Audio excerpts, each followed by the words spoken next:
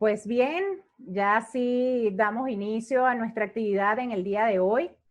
En nombre de la Fundación Telefónica Venezuela, le damos la más cordial bienvenida a su espacio Reflexiones, analizando el presente, repensando el mañana, y junto a la Asociación Civil Trabajo y Persona y a la firma Antequera Parili y Rodríguez, compartiremos hoy sobre el viraje a la educación virtual y el derecho de autor. En esta tarde conoceremos más detalles sobre cómo aplica el derecho de autor en los contenidos digitales, haciendo énfasis en el contenido educativo actual. Y lo hacemos de la mejor forma que lo sabemos hacer, trabajando en equipo varias organizaciones. Agradecemos, por favor, que mantengan los micrófonos en silencio y las cámaras apagadas por temas de conectividad. En cuanto a la dinámica, comentamos que tendremos dos momentos importantes luego de esta bienvenida en la cual vamos a escuchar de viva voz parte de las opiniones de nuestros organizadores. Luego pasaremos a la presentación a cargo de Antequera Parili Rodríguez y posteriormente tendremos la oportunidad de compartir algunas de sus consultas. Para ello, les invitamos a que por favor escuchen o más bien manifiesten sus inquietudes a través del chat de esta plataforma. Durante el encuentro pueden comentar también en nuestras redes sociales, en Facebook Fundación Telefónica Movistar BE, en Twitter @FT y en Instagram Fundación TEF Piso BE, así como en @Trabajo y Persona y @Antequera PI para Twitter e Instagram. De esta manera, le damos la bienvenida a Ana María Mancera, gerente general de Fundación Telefónica Venezuela, licenciada en Administración de Empresas de la Universidad Metropolitana en Caracas, con diplomado en Psicología Positiva en la misma institución y con más de 15 años de experiencia en responsabilidad social empresarial. Bienvenida, Ana María. Buenas tardes a todos estos asistentes conectados con nosotros hoy, para reflexionar y debatir sobre todos estos temas que nos darán herramientas para afrontar el futuro. Pues contarles que en Fundación Telefónica Movistar estamos preparados para afrontar el reto de una nueva transformación global. Y para ello nosotros apostamos en seguir utilizando la tecnología como hilo conductor en un nuevo mundo lleno de posibilidades. Y por eso estamos aquí en este espacio hoy, que bautizamos como Reflexiones, analizando el presente, repensando el mañana. Este es un foro de pensamiento capaz de analizar lo que está por venir y ofrecemos una panorámica de cómo va a ser el mundo post-COVID-19. Lo que nosotros queremos es generar un debate crítico que promueva el análisis de diferentes temas y desde múltiples perspectivas. Queremos poner en valor el conocimiento de los expertos y de nuestros aliados, como los invitados de hoy, quienes manejarán temas en diversos campos como la tecnología, economía, la cultura, empleabilidad, por supuesto la educación, entre otros. La idea principal de que estemos en esta serie de conferencias que iniciamos hoy es ofrecer a colectivos vulnerables información, tratar temas de interés actual como lo son la digitalización, la educación digital, el teletrabajo, que ahorita tan activo, la brecha digital también, y entre otros temas en estos tiempos de pandemia. Hoy vamos a reflexionar sobre el viraje de la educación virtual y sus aspectos legales, en alianza con la organización Trabajo y Persona y la firma legal Antequera Parili y Rodríguez.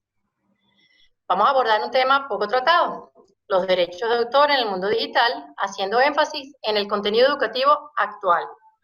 Así que sin más, luego de agradecerles la asistencia y la presencia de todos ustedes aquí, le devuelvo la palabra a Diana para presentar a nuestros aliados invitados.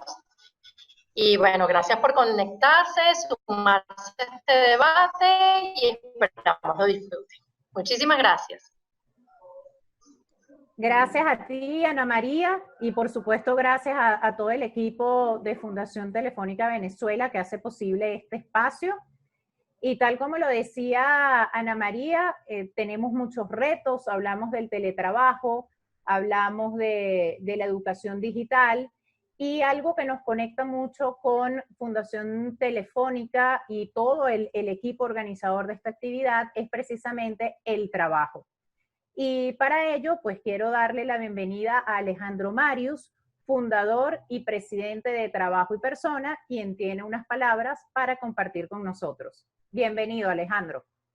Bueno, buenas tardes a todos. De verdad que es un gusto poder participar en esta actividad, sobre todo por el origen de la misma. El origen de esta actividad es que, bueno, con mi buen amigo Ricardo, que forma parte del Consejo Consultivo de Trabajo y Persona, nos enfrentábamos a los retos que la mayoría de las instituciones en este país tienen en este momento, que es, bueno, cómo migrar, cómo compartir esta aventura de entrar al tema de la educación virtual, especialmente nosotros que educamos en oficios, en emprendimiento. Y entonces íbamos a empezar un proceso interno también para entender todas estas implicaciones legales. Cuando conversando entre los dos dijimos, mira, no vamos a quedarnos con esto como una asesoría, como un pro bono, como algo que nos va a servir evidentemente para trabajo y persona, sino vamos a compartirlo porque lo que estamos viviendo nos afecta a todos. Y la manera de poder salir adelante no es esperar que pase para cambiar, es cambiar desde ahorita. Y cambiar desde ahorita significa entender que así como nos afecta a todos, todos podemos ser parte de la solución y estamos llamados a que el trabajo sea de verdad colaborativo, sea en alianzas. Con Fundación Telefónica, desde hace muchos años, Trabajo y Persona tiene una estrecha relación, una amistad, realizamos cantidad de actividades juntos, igual que con Antequera y todo su equipo. Entonces es esta ocasión simplemente, y no tengo que agregar mucho más, decir el espíritu de cómo nace esto, comentándoselo a Ana María, me dijo, genial, arranquemos, y se trata de no solamente transmitir el contenido, que es fantástico, que ya verán cuando Ricardo comience su exposición, sino también transmitirles el valor de hacer las cosas juntos. Entonces, bienvenidos, disfruten la actividad y espero que les sea tan útil a ustedes como lo está haciendo para nosotros. Feliz tarde. Gracias, Alejandro. Y de esta manera, pues le damos la bienvenida a nuestro ponente del día de hoy, alguien a quien apreciamos mucho, que trabaja tanto para educar como para apoyar en los distintos procesos que implica la educación, este reto que tenemos ahora de la educación digital, cómo esto efectivamente está muy relacionado con el derecho de autor, y por eso pues queremos presentar a Ricardo Alberto Antequera Hernández, quien es abogado de la Universidad Católica Andrés Bello, especialista en propiedad intelectual de la Universidad de los Andes, socio director de la firma de abogados Antequera, Parili y Rodríguez, embajador en Venezuela en materia de propiedad intelectual de la Cámara de Comercio Internacional, árbitro y mediador de los centros de arbitraje de la Cámara de Comercio de Caracas y Benancham a través del CETCA, representante en Venezuela de la Global Advertising Lawyers Alliance, director legal de la Cámara Venezolana de Franquicias y profesor universitario. Entonces, recuerden sobre este aspecto que pueden manifestar sus consultas por escrito a través del chat y las consideraremos al final de la exposición de Ricardo. Bienvenido, Ricardo. Hola, muy buenas tardes, ¿cómo están? Primero, agradecer infinitamente a la Fundación Telefónica Movistar y a nuestros amigos de Trabajo y Persona por haber sido los motores que permitieron que estuviésemos compartiendo la tarde de hoy. Yo en general me considero una persona afortunada que no deja de decirlo todo el tiempo, disfruto lo que hago y tengo la suerte de poder seguir haciendo lo que me gusta hacer.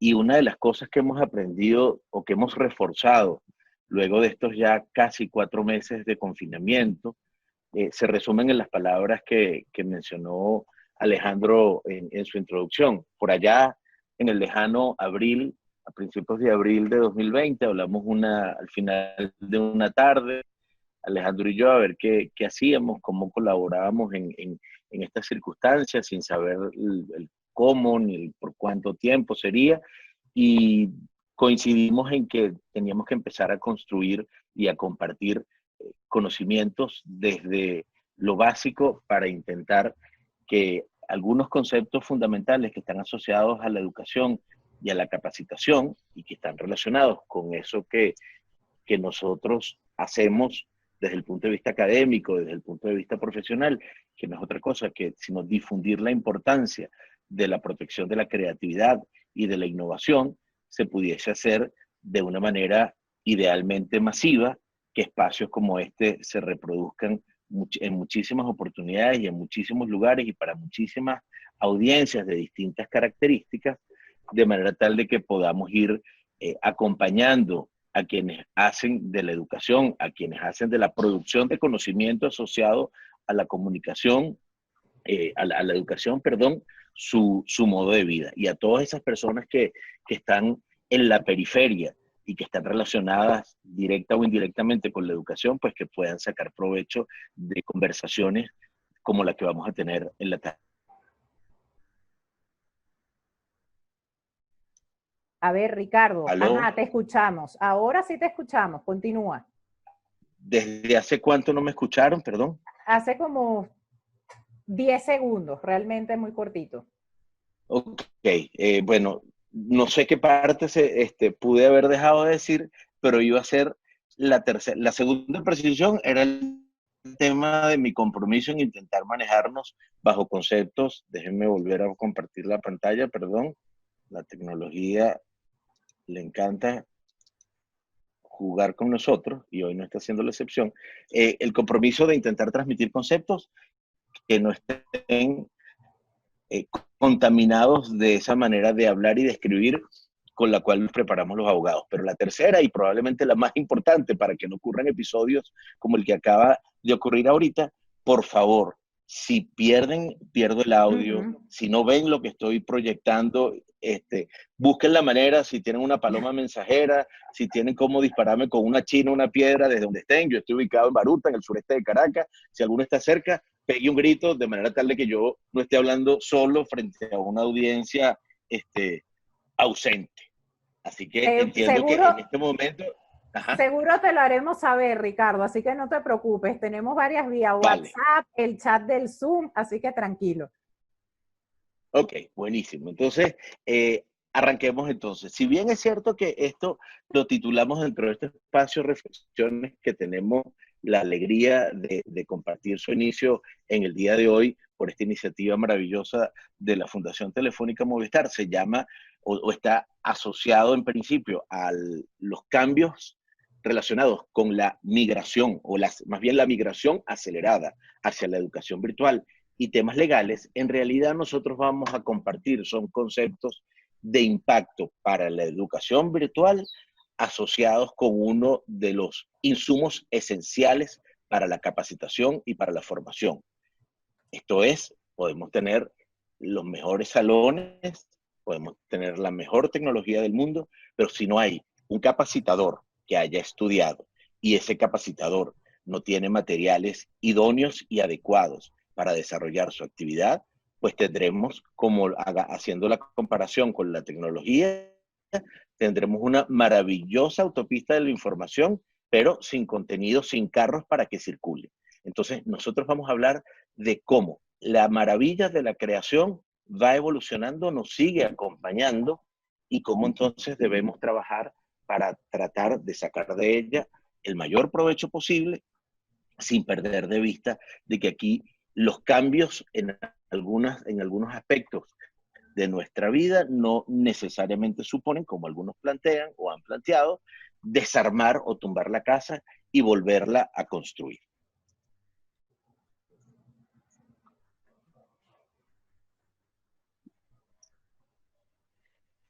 Cuando les comentaba antes de la importancia del contenido para que el proceso de formación, de información, porque esto es transversal, para cualquier profesional, para cualquier persona dedicada a compartir información y conocimiento, y no necesariamente el sector académico formal. Cuando hablaba de la importancia de lo que hacen quienes preparan y quienes imparten conocimiento utilizando contenido, pues y como quiera que estamos dentro de este espacio acelerado, de aceleramiento importante hacia unas nuevas maneras de seguir haciendo las cosas, tenemos que hacer una pausa, ver este círculo que utilizo siempre y que gracias a las personas que lo trabajan tenemos acceso a él anualmente, para que nos demos cuenta cómo nos cambia la vida cuando pensamos en qué podemos hacer o qué pasa en 60 segundos, de nuestra vida binaria, de nuestra vida analógica, tradicional, a qué pasa en 60 segundos de cada uno de nosotros, pero cuando estamos interactuando dentro de un espacio digital. Esto es cuando estamos activos a través de nuestros dispositivos móviles o activos a través de plataformas de contenido vía internet, que nos permiten entonces, y a través de todas las plataformas de prestación de servicios que nos permiten la conectividad, qué es lo que ocurre o qué puede ocurrir dentro de esos 60 segundos, que incluyo también 60 segundos dentro de un aula virtual de clases o dentro de un momento como este. Mientras yo estoy hablando, es probable que alguna persona esté pendiente de algo de una descarga que empezó y que no ha terminado, o de una noticia que estaba esperando recibir y recibió vía tweet, o de un post que estaba pendiente de guindar para generar información dentro de su grilla informativa a través de una red como Instagram. Y mientras tanto, eso va contabilizando la interacción de millones de datos, de millones de contenido y de data vinculada a las personas que estamos trabajando, que estamos compartiendo. Estos datos son relevantes. Aquí tenemos que hacer un pequeñísimo paréntesis. No importa los problemas que sabemos todos tenemos en Venezuela, las limitaciones y los desafíos que se nos presentan para alcanzar el mero objetivo de poder dar una actividad como esta sin mayores sobresaltos. Los 5 minutos previos a que se les dieran acceso a la sala, a nosotros se nos fue la comunicación, unos perdimos el audio, el video no funcionaba, aquí me está llegando un mensaje de que mi conexión a internet está inestable. Eso pasa en Venezuela de una manera cotidiana. Entonces, el desafío es entender que eso ocurre inevitablemente y que a pesar de eso tenemos que lograr trabajar para sobreponernos, y ya ahí no quiero adelantarme mis conclusiones, pero sí voy agarrando una de esas ideas que lanzaba Alejandro de abrazar la colaboración como hilo conductor de nuestras relaciones de aquí en más. Pero es esencial que entendamos la naturaleza, la dinámica de cada una de estas interacciones, porque son relevantes para nuestros procesos de capacitación y de educación, porque además pasa, resulta y acontece que todos y cada uno de estos fenómenos donde circulan, como les decía, contenidos, datos y data de personas, son relevantes desde el punto de vista jurídico, pero específicamente son de importancia para la propiedad intelectual y más específicamente para el derecho de autor. Imagínense lo que sería una red o una plataforma como YouTube si no hubiese contenidos originales que montar en pantalla, o lo que sería Netflix si no tuviésemos obras audiovisuales que proyectar de una manera recurrente. Sería simplemente, nuevamente, como les decía antes, una gran plataforma tecnológica que estaría vacía, o Spotify sin música, o con un catálogo de música muy limitado. Pues seguramente el interés de la audiencia sería muchísimo menor, su audiencia sería mucho más limitada. Entonces, llevémonos esta información y recordémosla siempre cada vez que pasamos un minuto compartiendo un concepto con nuestro salón, con nuestros compañeros, con nuestros alumnos. Me van a tener que disculpar, espero que no, yo voy a abrir el paraguas para que no me caigan piedras en este momento, pero yo me tomé la libertad de hacer un paralelismo de una presentación de un tema que he venido trabajando desde hace tiempo, el marketing digital y su evolución y su relevancia para temas de propiedad intelectual, donde entonces, para uno entender cómo impacta los cambios en la industria del mercadeo al derecho y a los temas jurídicos que son de interés para nosotros, tenemos que entender también cómo se hacían las cosas antes y cómo se hacen ahora. Lo mismo pasa con la educación y ahí viene el sacrilegio de lo que están viendo allí. Yo adapté esos principios que están allí, esos conceptos que arriba lo que decía era marketing digital y relacional con marketing tradicional. Y lo trasladé hacia el tema de la educación, de la información, de la capacitación. Fundamentalmente, estos son ideas que la mayoría de ustedes están familiarizadas, no voy a profundizar porque tampoco puedo ser un irrespetuoso de aquellas personas que sí conocen a profundidad el tema, pero voy rápidamente a cubrirles diciendo, bueno, lo primero es que aquí estamos en un mundo donde la bidireccionalidad es muy intensa. Cuando estamos en un salón de clases, por mucho que haya una audiencia presente, se espera que el profesor, que el facilitador, que el expositor cubra buena parte del tiempo exponiendo sus ideas, su conocimiento, para que luego haya un feedback. En este caso se trata en muchas oportunidades de un feedback inmediato, que si bien nosotros hoy en día no lo podemos hacer en vivo, esto es que alguien me interrumpa ahorita y me haga una pregunta, cosa que podríamos hacer en otra oportunidad, a veces si no hay una coordinación podría volverse un caos, pero es lo esperado, que del monólogo pasemos al diálogo y al diálogo inmediato. Después, el gran reto de migrar de la homogenización del conocimiento, de esos pensum que seguirán existiendo, pero que tienen que irse revisando con cada vez mayor frecuencia, donde hay unos contenidos estáticos que simplemente el facilitador debe cubrirlos recurrentemente durante el periodo académico, durante la actividad para la cual se le pidió la colaboración, versus el momento actual que nos viene diciendo desde hace rato, debes buscar el factor diferenciador. Debes tratar de incentivar, de estimular.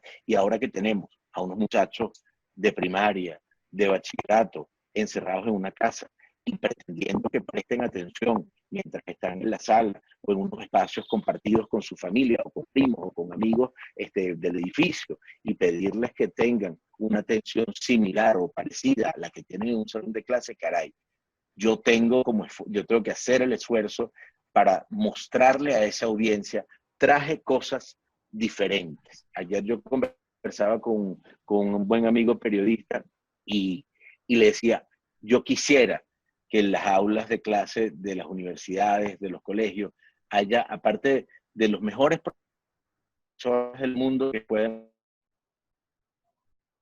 mayor cantidad de profesionales de distintas áreas compartiendo su experiencia, pero desde pequeñitos, a esos grupos de muchachos que están en primaria, que quieren, que deben entender, por ejemplo, la importancia de respetar el derecho de otro en materia de propiedad intelectual, lo que es una mala práctica, un vicio que tienen que trabajar para erradicar de la política o del hábito del copy-paste.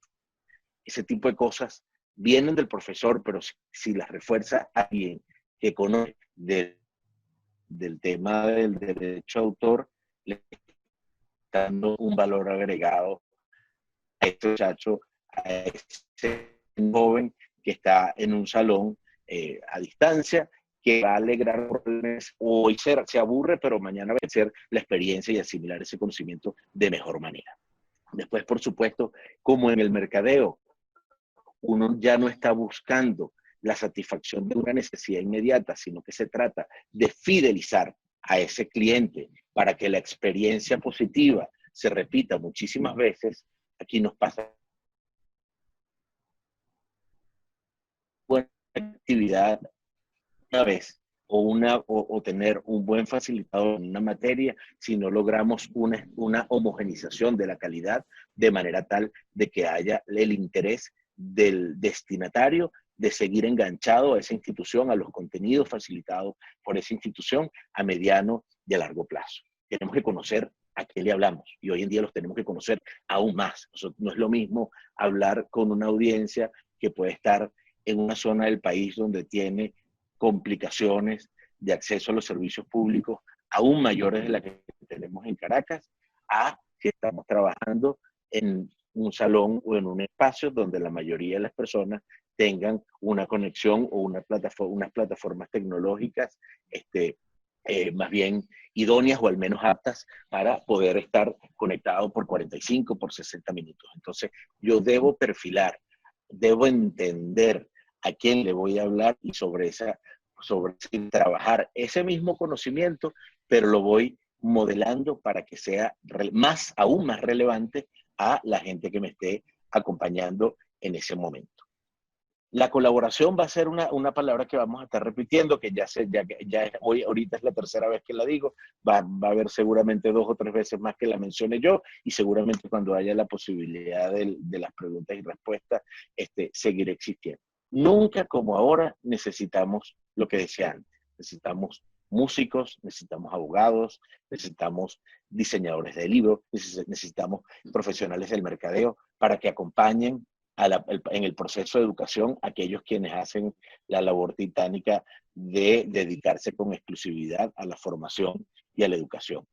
En el mundo comercial, cada vez se ve con más frecuencia la colaboración versus lo que era antes la competencia, esas colaboraciones de marca, donde entonces una marca de chocolates busca el apoyo de una marca de galletas y lanzan una campaña publicitaria, son productos complementarios, se suman las audiencias de ambas marcas y entonces se multiplica el esfuerzo y se optimiza también la inversión. Lo mismo tenemos que ser capaces de lograrlo en la educación y en la información. No podemos seguirnos manejando bajo conceptos cerrados, compartimentos estancos, sino al contrario, hay que abrir las puertas para que haya mucha gente aportando ideas, sugerencias, maneras de seguir sumando talento al proceso de aprendizaje. Por último, hay que trabajar en el conocimiento, pero adaptarlo, como les decía un poquito antes, al entorno y a la realidad que tenemos que trabajar. El mercadeo antes se trabajaba sobre la base del producto, el libro, la guía. Ahora hay que trabajar eso más la experiencia. ¿Qué queremos que se lleve esa persona de una conversación en la tarde de hoy? De manera tal que más relacionado con derecho de autor y con la educación virtual o a distancia. Entonces, ya que hicimos esta intro un poquito larga, vamos a ir aterrizando hacia lo que es el área, el contenido que vamos a desarrollar, que impacta y cómo impacta ese contenido a el mundo de la educación, de la capacitación. ¿Qué es la propiedad intelectual? Había un profesor maravilloso que decía que la propiedad intelectual la definió así como un espacio, decía que era como un gran saco, donde coinciden en primer lugar unos bienes que tienen la primera cualidad en común, son bienes inmateriales, son bienes intangibles. Yo una canción compuesta por Bruno Mars no la agarro y me la llevo al bolsillo y la saco. No, la canción existe y luego se fija en un soporte, como veremos más adelante, o una obra de arte o un libro. Esos bienes que ya definimos que son intangibles, igual lo que pasa con una marca. Yo la marca Polar, la marca Yeti, la marca Agua Minalba, no la agarro y me la llevo. El agua existe en la medida en que esté impresa o fijada a una etiqueta que a su vez forma parte del diseño de un producto.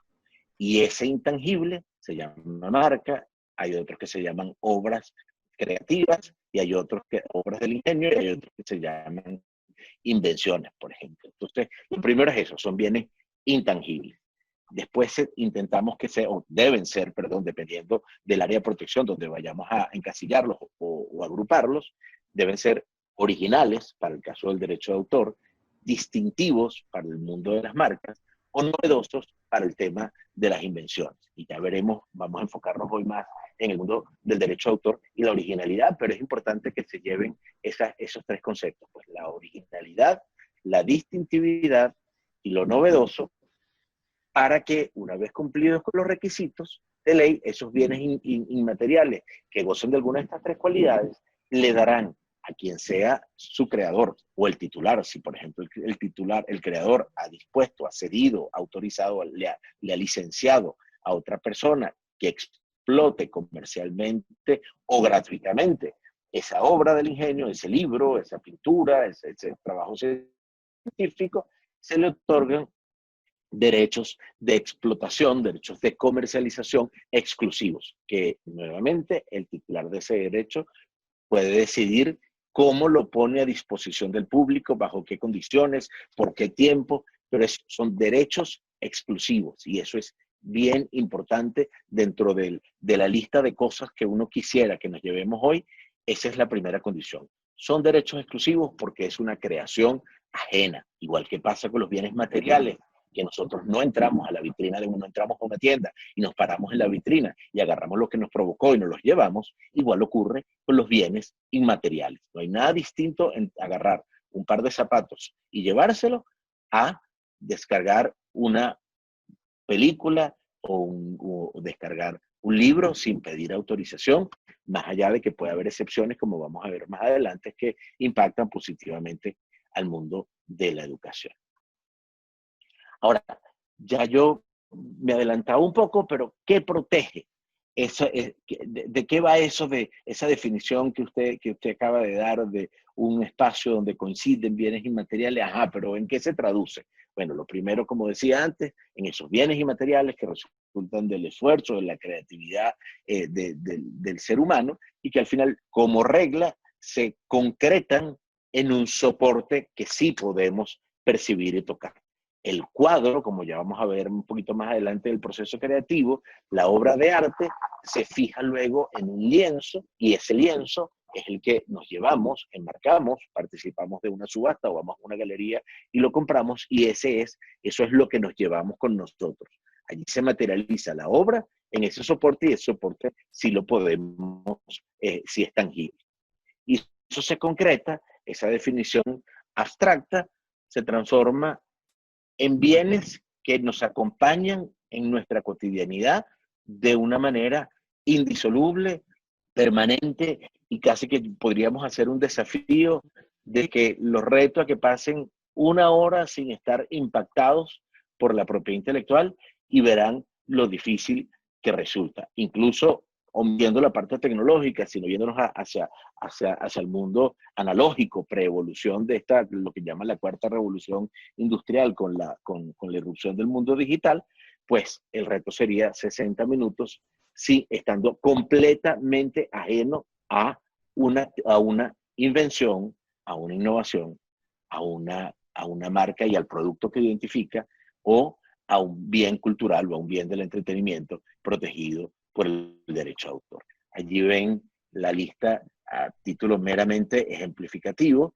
de bienes protegidos por la propiedad intelectual, entendiendo que se trata de bienes de la cultura, y asociados a la cultura, al entretenimiento, a la industria, que van evolucionando diariamente. Hace 10 años nadie hubiese mencionado que como una categoría susceptible o que pudiese ser protegida por la propiedad intelectual estaban las apps, porque se hablaba en ese entonces fundamentalmente, o hace 15 años, de programas de computación. Hoy en día, dentro del mundo de la tecnología, la programación o los lenguajes de programación y el trabajo de ingenieros y desarrolladores, más personal de mercadeo que actúan, diseñadores gráficos, que agregan valor a ese producto tecnológico, terminan derivando en unas aplicaciones que permiten la solución de unas determinadas necesidades, pero que buscan intentar ser lo más atractivas posibles a la vista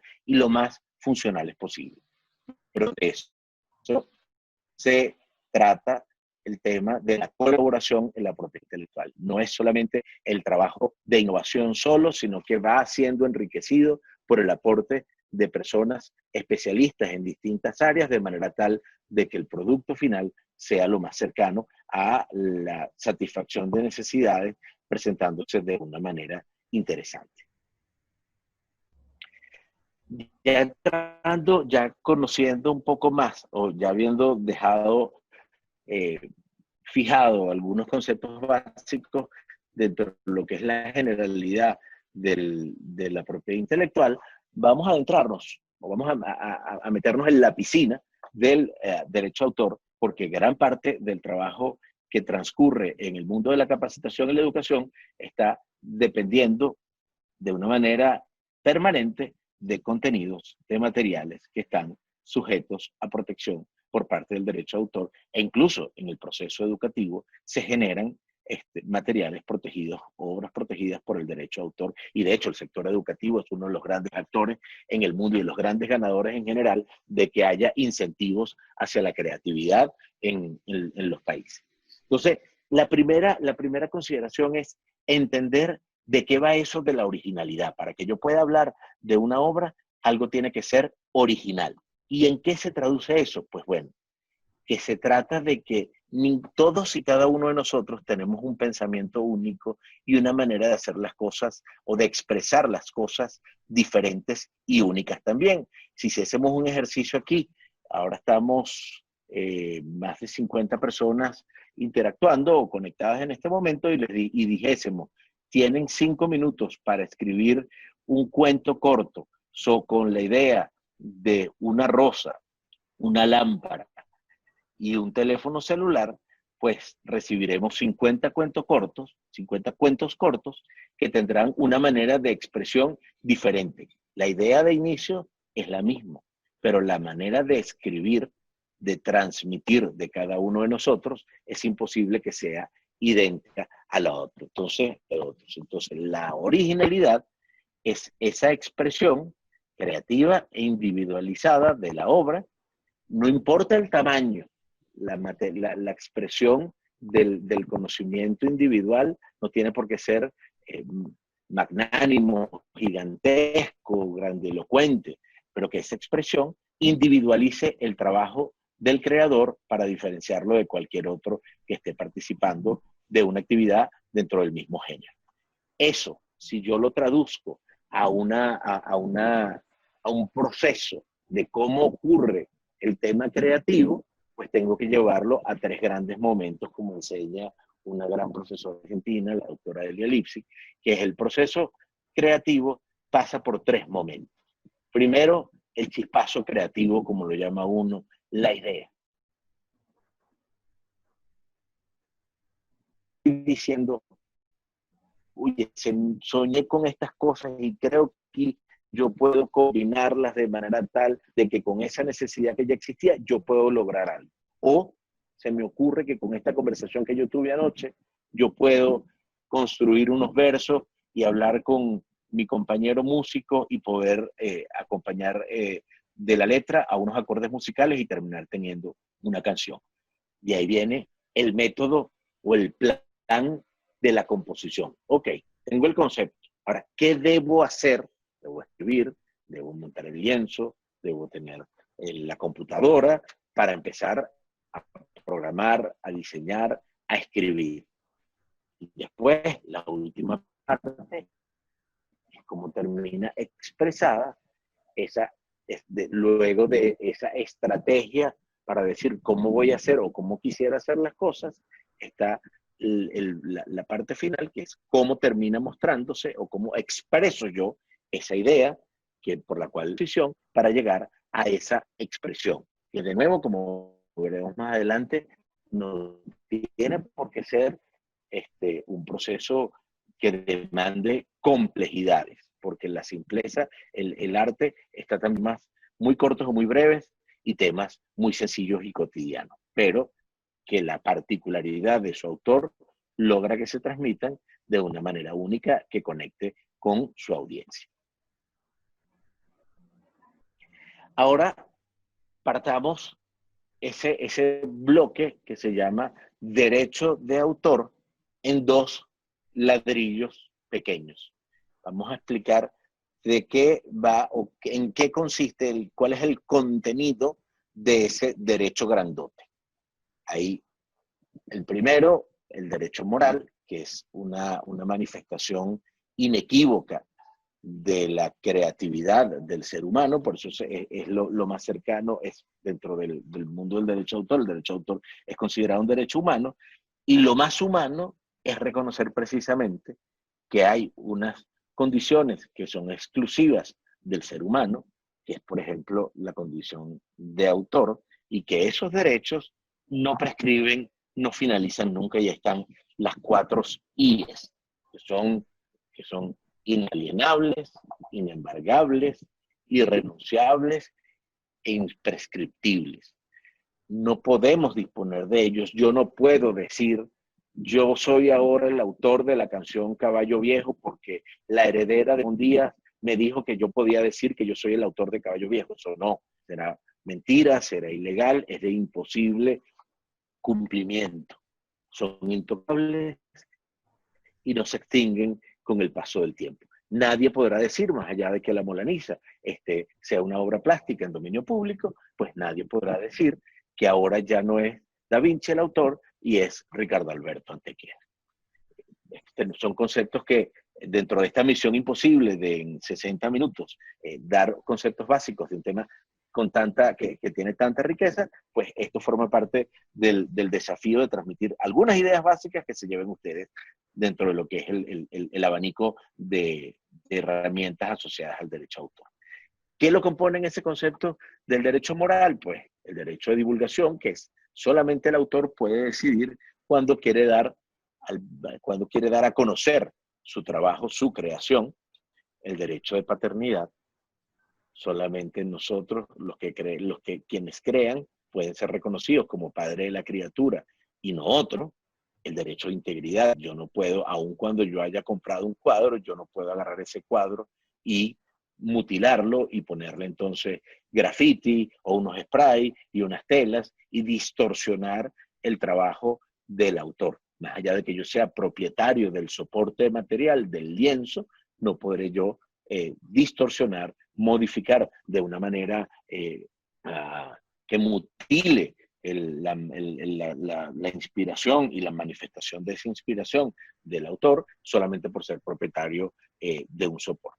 Y luego está el derecho de arrepentimiento, que es una manifestación muy interesante o muy evolucionada de este derecho, que se trata rápidamente en cuando el autor considera que ha cambiado sus criterios y no se siente representado o está avergonzado, se utiliza en casos excepcionales, por contenidos que pudo haber escrito en una determinada época de su vida, pues hay un proceso judicial mediante el cual el autor solicita que sean retirados del mercado todos esos ejemplares producidos, porque él básicamente cambió su criterio y se avergüenza, se arrepiente de eso que escribió, de eso que produjo. De nuevo, es un proceso complicado, pero no deja de estar allí, no deja de existir en la legislación venezolana.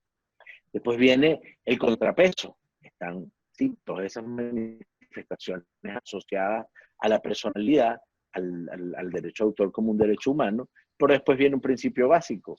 Los creadores, las industrias que forman parte del derecho de autor, necesitan, para poder seguir existiendo, explotar o disponer de ese trabajo para poder obtener beneficio y vivir de ello. El autor tiene el derecho de disponer de la obra en la forma que le plazca y obtener de ello beneficio. Así dice la ley venezolana sobre el derecho de autor, en sintonía con muchísimas leyes del mundo. Entonces, son facultades que apuntan precisamente a eso, a que se pueda disponer de la obra, de las obras, para tener entonces un beneficio solamente a su discreción y por supuesto a la aceptación que tenga el mercado de esa oferta, porque aquí no es nada distinto desde ese punto de vista cuando se pone una obra en el mercado a lo que ocurre cuando yo estoy vendiendo una botella de agua o una medida. Yo puedo considerar que mi obra es buenísima, el libro o la revista que publico es sensacional y vale $50, pero el mercado no considera o no tiene o no puede y no paga $50. Pero también el autor puede disponer que se publique, se licencie, se distribuya de una manera gratuita, pero digamos, allí empieza lo que es la interacción en la vida social del producto cultural y el entretenimiento y cómo se va interrelacionando con sus destinatarios y con el entorno en general. Entonces, esos derechos se manifiestan de 3 grandes maneras. El primero es el derecho de reproducción, voy a leer simplemente para facilitar, que es la fijación de la obra por cualquier forma o procedimiento que permita hacerla conocer al público o obtener Perdón, no sabía que tenía el teléfono encendido. Disculpe. Tranquilo, Ricardo. De todas maneras, aprovecho para recordar que nos quedan 10 minutitos para ya cerrar esta parte y poder comenzar con las preguntas correspondientes, ¿ok? Ok, entonces vamos a apurarnos un poquito. La reproducción es una de las modalidades tradicionales. Si nosotros nos vamos al mundo analógico, pues ese derecho a fijar nuestro conocimiento en un libro, por ejemplo, hoy en día se traduce también en incorporarlo a un CD o a una plataforma de descarga de música digital o de descarga de obras literarias también. La distribución, que es esa manifestación mediante la cual el autor consciente o permite que esa obra se ponga a disposición del público mediante maneras onerosas que permiten la transmisión de la propiedad del soporte material que contiene la obra de una manera onerosa, que puede ser la venta, el alquiler, y después está la comunicación pública, que es un acto con el cual todos estamos familiarizados desde antes, cuando prendíamos la televisión o la radio y nos impactaba un video o una canción en la radio, ahí se estaba produciendo un acto de comunicación pública. Cuando íbamos a un concierto, vamos a un concierto, ya veremos cómo van a ser los conciertos en la nueva sociedad en la que nos toca compartir, pero que entonces acá se traduce en la posibilidad de que yo tenga acceso a un contenido que una plataforma como Netflix licencia o adquiere una licencia de parte de una productora audiovisual, la pone en sus servidores para que yo desde Venezuela pueda, mediante el pago de unos derechos, de una regalía, poder descargar esa obra y tener acceso a ella. Entonces, dentro de lo que eran esos derechos exclusivos que yo les comentaba que tienen los autores o los titulares, también hay en contrapeso lo que llamamos los límites a los derechos de explotación, que no es otra cosa de lo que llamamos los usos honrados.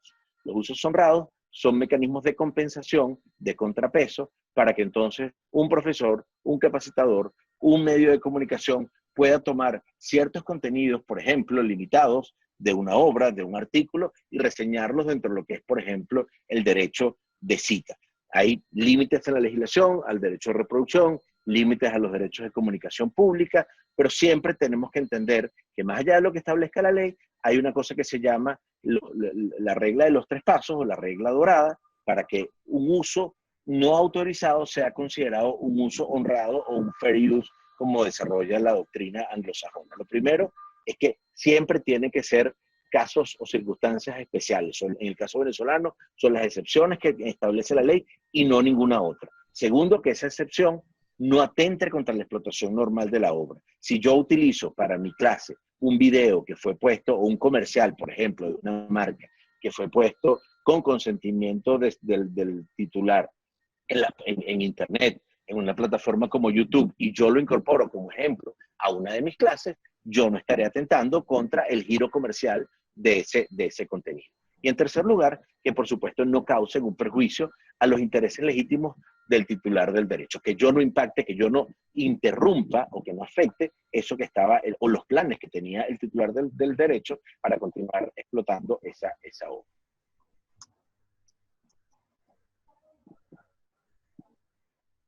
Sigue trancando, perdónenme. Las particularidades. Entonces, la creación está protegida por el solo hecho de la creación. No somos jueces, no somos árbitros, no somos críticos, así que la protección se da sin importar el género, la forma de expresión, el mérito o destino. No importa cuál sea el fin o la utilidad que tenga, sino que simplemente cumple con el requisito de originalidad. Y la obra está protegida independientemente de si está incorporada a un soporte material o no, a pesar de que la mayoría de las veces lo está.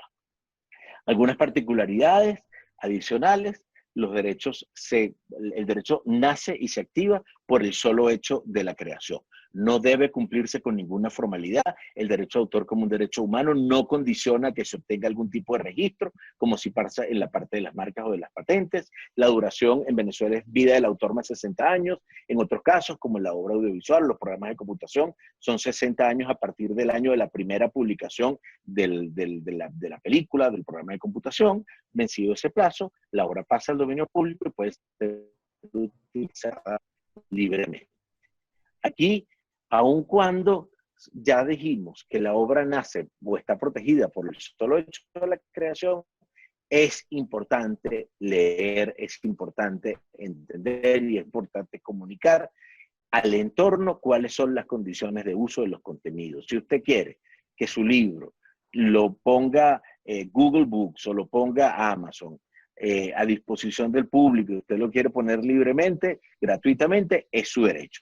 Pero si usted quiere nada más licenciar la Editorial Planeta en la edición, la traducción de su obra al japonés, pero se la quiere reservar para que en francés o en alemán lo tenga otra editorial, así debe decirlo. Si usted pone una imagen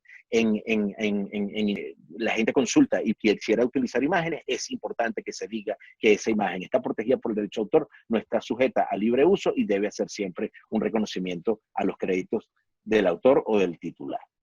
Ya el derecho de autor, más allá de la noción romántica bohemia, de que era una actividad que simplemente satisfacía el espíritu humano, se ha convertido en un motor de crecimiento y forma parte fundamental de lo que hoy en día se conoce como la economía naranja, la economía del conocimiento, que espero tener un par de minutos para mencionarla, pero vean nada más aquí toda la cantidad de industrias, y aquí me estoy quedando muy corto, de sectores que están beneficiados o que son impactados positivamente por un sistema que proteja, que reconozca, que incentive la creación y la creatividad.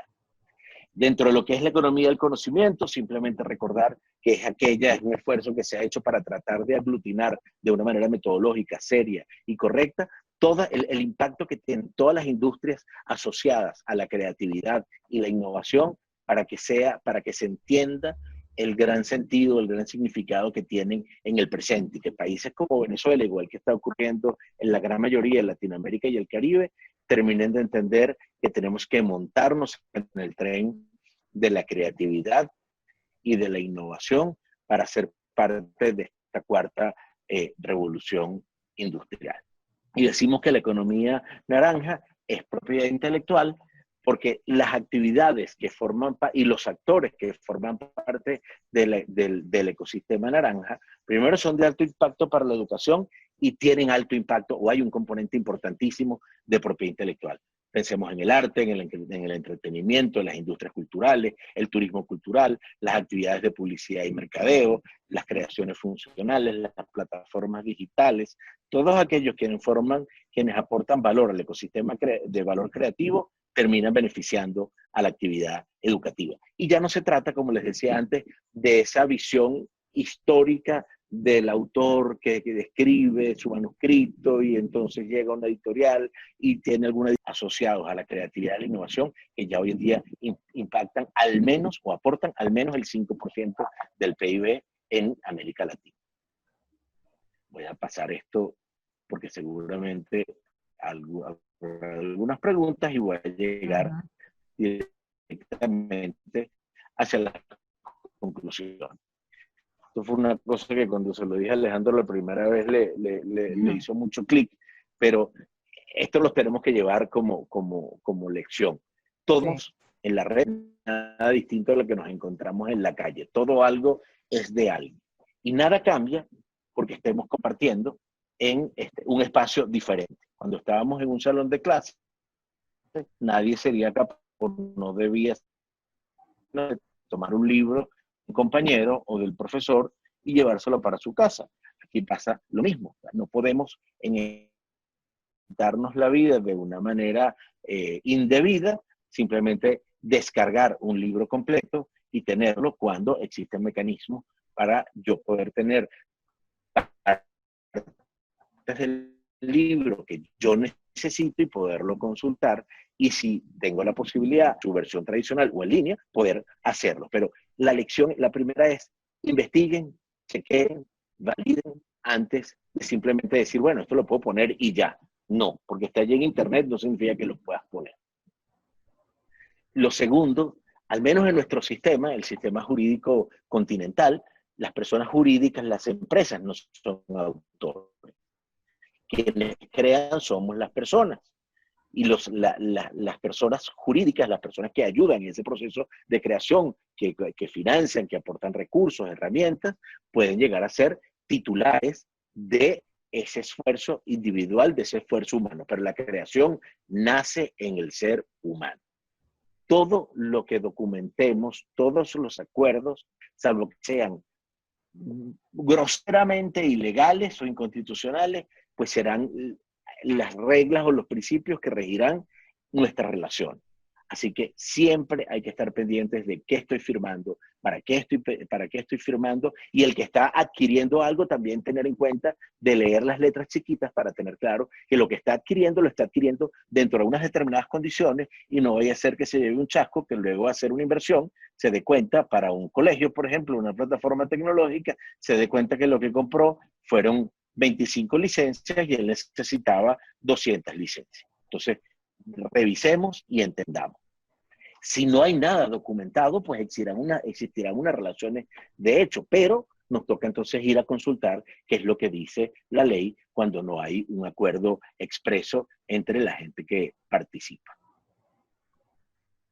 Y acá yo quisiera dejarles dos reflexiones que creo que han intentado ser el hilo conductor de estos pocos minutos que he estado con ustedes y que básicamente se resumen en dos. Entendamos que la colaboración es nuestro nuevo paradigma, que juntos podemos hacer, que necesitamos mayor acompañamiento, que necesitamos generar mayores alianzas, mejores sinergias, que un profesional de la educación necesita el respaldo y el acompañamiento de profesionales en la tecnología, en el periodismo, en el derecho, que los colegios, las universidades requieren de ese apoyo, de ese acompañamiento multidisciplinario, porque redundará en beneficio de la audiencia, redundará en beneficio de la colectividad que hace vida dentro del ecosistema educativo. Y lo segundo, no nos lancemos a la piscina sin saber cuánta agua hay. Entendamos primero cómo funciona, qué rol cumple, cómo me beneficia una determinada tecnología para poder luego aplicarla.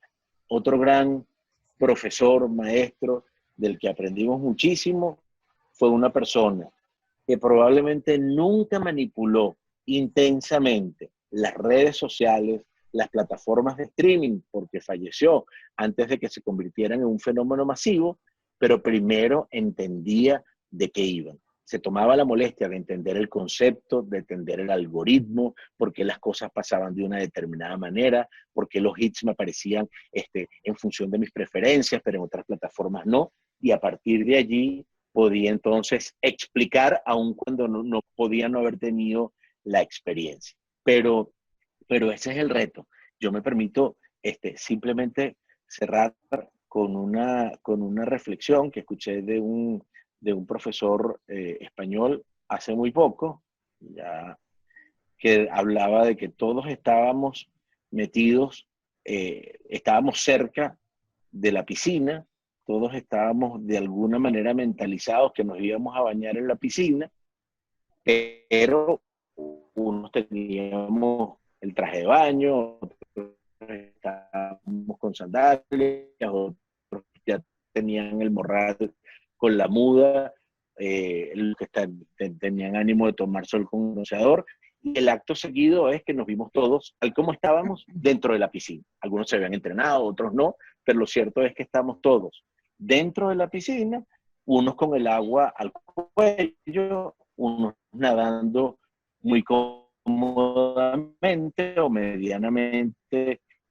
solventes, y hay otros que estamos intentando ver todavía cómo hacemos para arrimarnos a la orilla y no ahogarnos, pero estamos en la piscina de coexistir en ella de una forma éxita y beneficiosa. Así que con esto, para que ustedes puedan hacer las preguntas, les agradezco muchísimo nuevamente a la Fundación, a mis amigos de Trabajo y Personas, estos minutos maravillosos, y espero haber logrado medianamente el objetivo y no haber perdido tanto el audio y el video más allá de mi instrucción. Muchísimas gracias.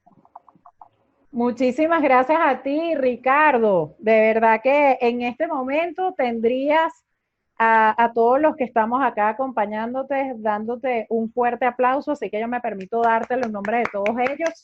Bravo. y agradecerte porque efectivamente estos temas ya se convierten en parte del día a día que debemos manejar quienes estamos de alguna manera también vinculados con el mundo educativo especialmente, ¿no? Empiezo entonces a compartirte algunas de las consultas que nos ha hecho llegar la audiencia. Aprovecho para agradecer la presencia de representantes de organizaciones de varios sectores que nos están acompañando hoy, de organizaciones de desarrollo social, instituciones educativas, empresas, personas que están trabajando en distintos emprendimientos, en difusión, representantes de medios de comunicación. Así que muchísimas gracias a cada uno de ustedes por estar acá. Y comienzo entonces con la primera pregunta que la formuló Zulimar Pinto. Zulimar nos comenta, ¿qué estrategias puede sugerirnos para reducir las conductas nocivas? Ella se refiere específicamente al plagio. Bueno, Sulimar, la primera es el trabajo que yo comentaba al principio de que estas conversaciones las tengamos desde el inicio de la escolaridad. Yo he dado charlas sobre esto en primaria, he dado charlas en bachillerato, por supuesto, en pregrado y en posgrado, y la coincidencia del mensaje es exactamente la misma. Tenemos que machacar la idea de que si no somos capaces de sentirnos orgullosos por crear algo y no simplemente tomar prestado, en este caso eso es muy bonito, robarnos algo que no es nuestro. No. El modus o la manera estudiando y compartiendo. Esa es la primera. ¿Me oye? Sí, perfecto, Ricardo. ¿Aló? Sí, te escuchamos, Ricardo, te escuchamos. ¿Aló? Te escuchamos, Ricardo. Disculpe. Sigo con la... Ok, buenísimo. Esa es la primera. Perfecto. Y la segunda consideración a la pregunta de Zulimar es que hay que ser implacables con denunciar de estas prácticas. Hemos visto cómo en otros países hemos tenido la vergüenza de, y en Venezuela no ha sido la excepción, pero me voy a casos emblemáticos de grandes novelados que buena parte de su material estaba fundamentado en un trabajo preexistente de otro colega, o líderes.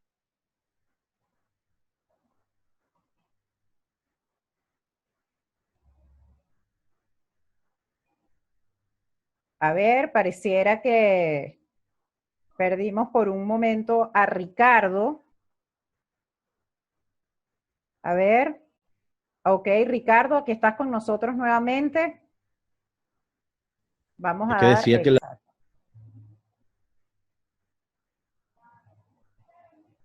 Okay. A ver.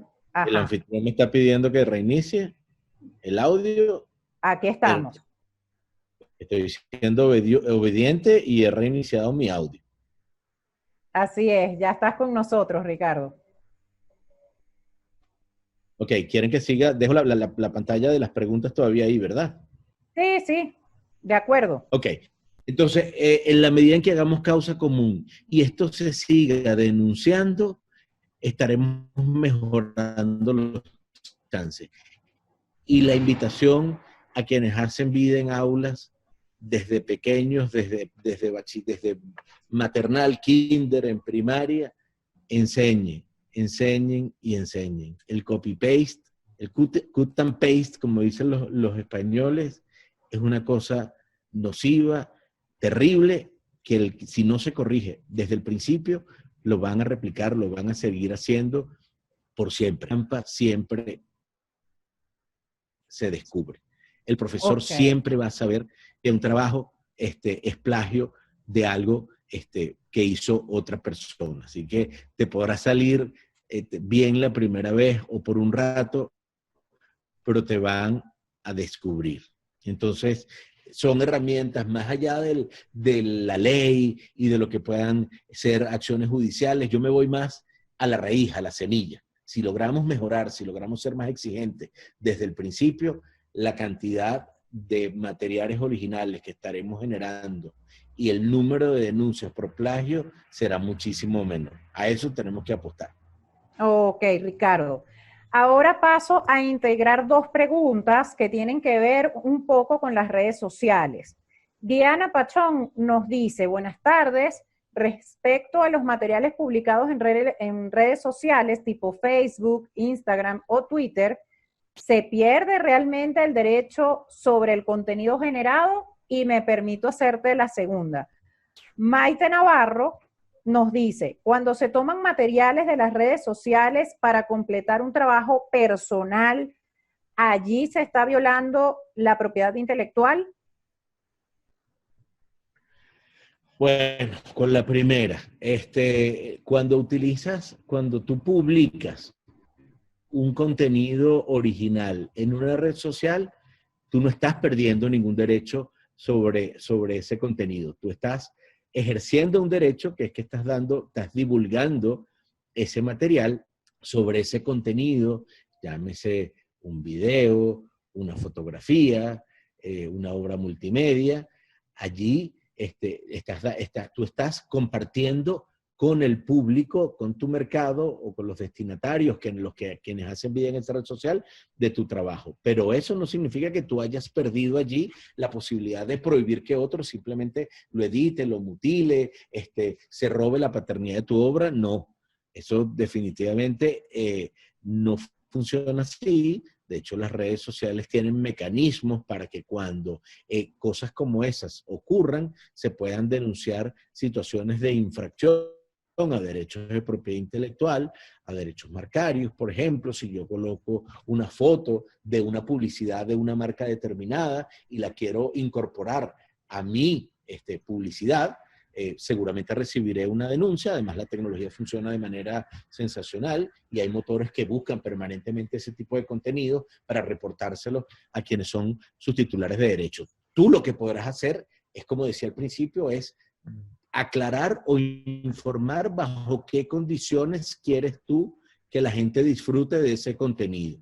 Tú puedes pedir que se pague, puedes pedir que sea libremente, puede ser temporal, como los stories en Instagram, por ejemplo, pero uno sigue siendo dueño. Y además, ocurre una cosa muy interesante porque dejas fecha cierta de el acto de divulgación a partir de que se incorporó a la arquitectura, de esa red social. Ahí se está dejando fecha cierta, si no de la creación, porque probablemente la obra ya estaba lista antes, sí del momento en que fue puesta a disposición del público, y eso será interesante, por ejemplo, para denunciar a un tercero que quiere ese trabajo intelectual que tú estés en una determinada red social.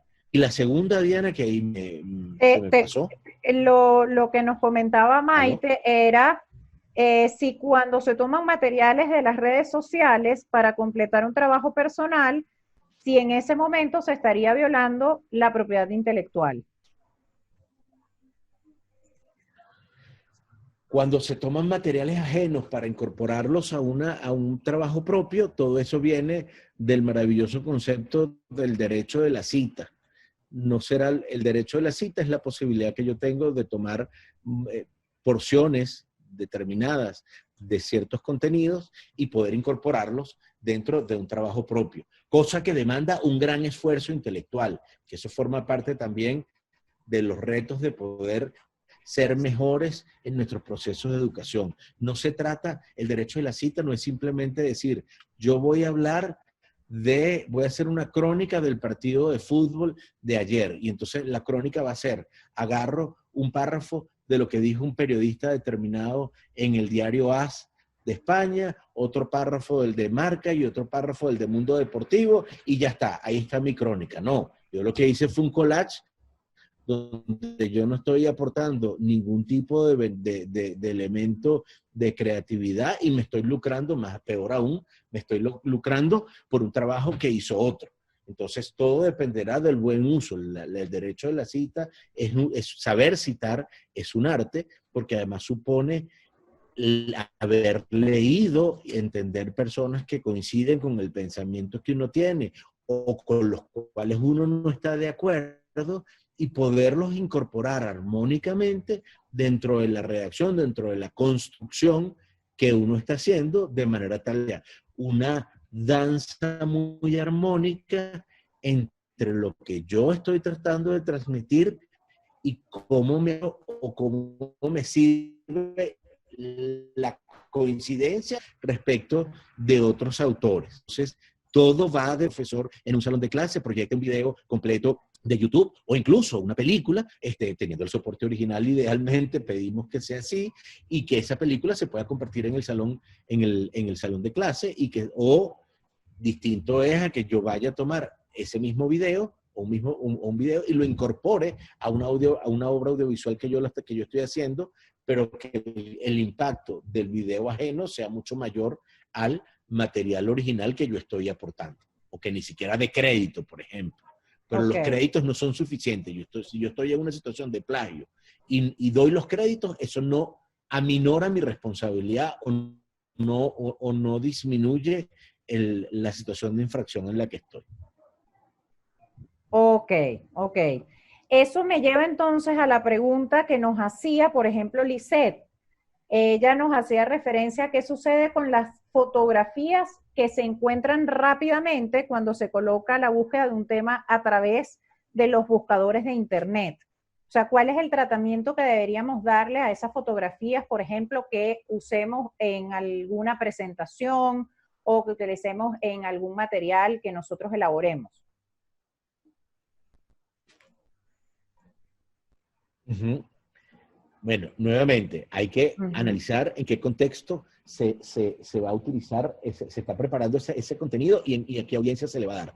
Esto es, no es lo mismo que yo utilice una fotografía del titular de hoy del New York Times alertando sobre el posible crecimiento de brotes o una segunda ola de contagio del coronavirus y lo incorpore a una presentación audiovisual o a una presentación que yo pueda dar en un salón de clases donde no estoy cobrando, a que yo agarre el artículo completo del Nacional, del New York Times o del Nacional y lo incorpore a una presentación donde yo estoy cobrando $100 a cada persona que va a asistir. En el ámbito educativo hay una cantidad de licencias, de exoneraciones, de exenciones que no aplican a quienes están realizando unas actividades con fines lucrativos. Ciertamente yo puedo, en el ámbito de la noticia, tomar material muy breve de otra plataforma competidora inclusive. Yo puedo colocar el video bajo licencia con consentimiento de un competidor que tomó las imágenes de un hecho que está ocurriendo en vivo, pero lo que no puedo hacer después es trabajar un documental donde el material audiovisual de soporte sea toda la cobertura que les dio un medio competidor ajeno o las fotografías que tomó un medio profesional ajeno. Además hay que tener en cuenta que cuando se trata de fotografía, pues no será lo mismo una fotografía de un paisaje, de un lugar, donde además hay un autor a quien hay que pedirle permiso, o la licencia, él mismo sabrá decir. El lugar donde uno visita también te dice de una vez o te da muchas pistas acerca de que utilizar ese material está sujeto a autorización. Así que dependerá mucho de esto a lo que puede ser yo tomar una fotografía que está en una red social mía, Facebook, por ejemplo, y tomarla e incorporarla a una presentación. Sin pedir permiso, no. Hay un tema de derecho de imagen además. Perfecto, Ricardo. Y hay una pregunta acá que creo que va a resonar con muchísimos de los que estamos presentes en la sala. La hace Joana Berens y pregunta, ¿alguna sugerencia para las organizaciones que generamos contenido y además lo ofrecemos de forma gratuita o de libre descarga? Perdón, ¿me repite? Sí. Joana Berens nos consulta si nos puedes dar alguna sugerencia para las organizaciones que generamos contenido y que además lo ofrecemos de forma gratuita o de libre descarga. Bueno, lo primero es que uno tiene que asegurar el fortín, uno tiene que hacer, este es el castillo, este es el último factor de la resistencia. Bueno, entonces, si nosotros estamos generando contenido, lo primero que tenemos, y no tenemos fines de lucro, y lo que queremos es darlos a conocer, obviamente que nosotros estamos buscando la mayor difusión posible de nuestros contenidos. Pero entonces tenemos que primero revisar nuestra casa, irnos para adentro y asegurarnos primero que todo lo que estamos haciendo, todo el equipo de colaboradores que está participando de ese proceso, creativo, está armado o la relación con esas personas está debidamente clara y documentada para saber que todo el que está haciendo algo de ese material lo está haciendo para una institución, que esa institución va haciendo utilizando el ejemplo de trabajo y persona, tiene que tomar todas las medidas contractuales, informativas, educativas, para que todas aquellas personas que formen parte del acompañamiento, que formen parte del equipo de colaboradores de trabajo y personas, sepan y entiendan que parte de la remuneración que reciben, las ayudas que reciben por el trabajo que hacen, y que ese trabajo que hacen es generar o desarrollar creaciones, le están siendo cedidas a trabajo y personas, y será trabajo y personas quien las licenciará o las pondrá a disposición del público gratuitamente, dando el crédito de la medida de lo posible, la medida en que los aportes sean individualizables, pues se dirá que este libro, publicado por Trabajo y Persona, sobre la capacitación en la industria del cacao como un factor, como una oportunidad para el crecimiento del país, fue desarrollado por Ricardo Alberto Antequera como autor, si es el caso. Muchas veces pasa como en las enciclopedias, que son miles de personas, o en los programas de computación, que son cientos de personas que están colaborando y que es difícil identificar a uno o a varios. Entonces termina siendo, uno simplemente sabe que el titular del derecho sobre una aplicación de Microsoft o de Google es Google, y no sabemos los nombres de las cientos de personas que estamos. Y después la segunda parte, luego que la creación ya existe y está lista, es que informemos de una manera clara, diáfana e inequívoca, utilizando además los mecanismos de protección y de seguridad que nos da la tecnología, y por eso dentro de mis dos conclusiones al final hablaba de abrazar la tecnología, de estudiarla, de entenderla para después utilizarla como aliado.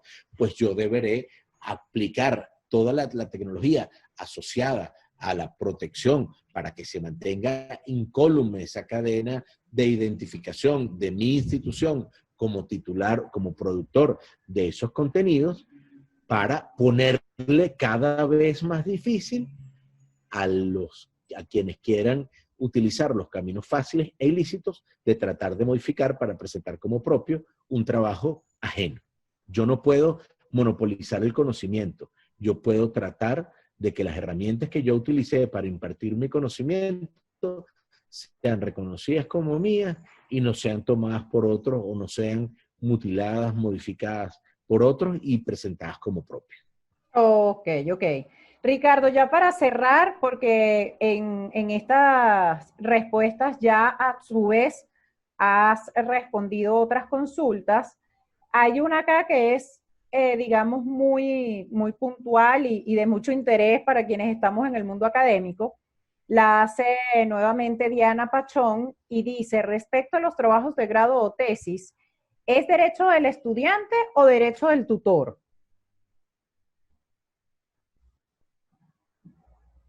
Y luego pasamos a las conclusiones. No, la tesis es del la tesis es del estudiante. Los tutores somos facilitadores o guías de ese proceso creativo. Al final, ese del que se gradúa o el de profesional o de técnico, fuese del graduando y de todos los profesores que consideran tuvieron mayor impacto impacto en el resultado, en el logro de esa persona. El tutor tiene un derecho a que le sea reconocido esa condición, esa cualidad de tutor, de ser un facilitador, un mentor, un protector, un orientador, pero el trabajo es del estudiante, del alumno, que es realmente el autor. Ok, perfecto. Bueno, ya así te damos el pase para las conclusiones, Ricardo. Bueno, yo creo que nuevamente agradecerles y reiterarles que el tema colaborativo no es que es la consigna de estos tiempos, es que es nuestra obligación de aquí en más, que hay que entender, y no cuesta mucho, hay que tener un poquito de voluntad nada más, para comprender algunas ideas básicas o nociones generales como las que yo intenté compartir con ustedes. El derecho de autor y la propiedad intelectual en general no son enemigos de la innovación, no son enemigos de la creatividad, muy por el contrario, son herramientas que facilitan que se sigan desarrollando cosas, y por eso hay peso y contrapeso. Hay un derecho exclusivo por un lado, pero después ese transcurrido un tiempo, ese derecho pasa a dominio público, y a partir de allí la investigación continúa y yo puedo desarrollar nuevas tesis, nuevos productos, nuevos procedimientos amparados en el conocimiento que desarrolló mi predecesor. Igual pasa con la educación, digamos, más tradicional. En la medida en que yo pueda entender cuáles son mis posibilidades de tener acceso a plataformas de conocimiento y contenido, mejores serán los chances de que yo tenga a unos muchachos más incentivados e estimulados. Hay que tratar, hay que atreverse, hay que no perder miedo a trabajar con la tecnología, porque los muchachos que están recibiendo clases hoy en día están impactados por la tecnología de una manera mucho más importante que nosotros mismos. Así que no tenemos que perderle el miedo a la discusión, a la crítica, al análisis, al debate, para buscar cuáles son las mejores maneras que aplican a los principios, a los valores y a las estrategias que puede tener una organización, y ver cómo se pueden potenciar a través de la tecnología y de la colaboración multidisciplinaria.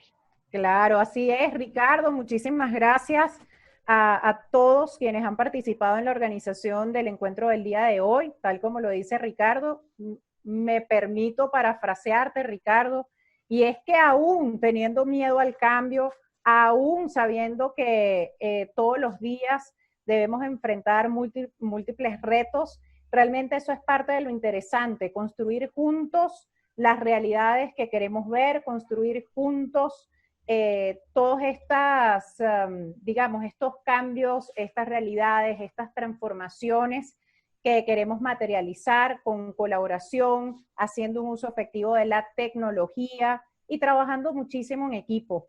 Así que para cerrar, aprovecho nuevamente para dar gracias a cada uno de ustedes por habernos acompañado en esta actividad.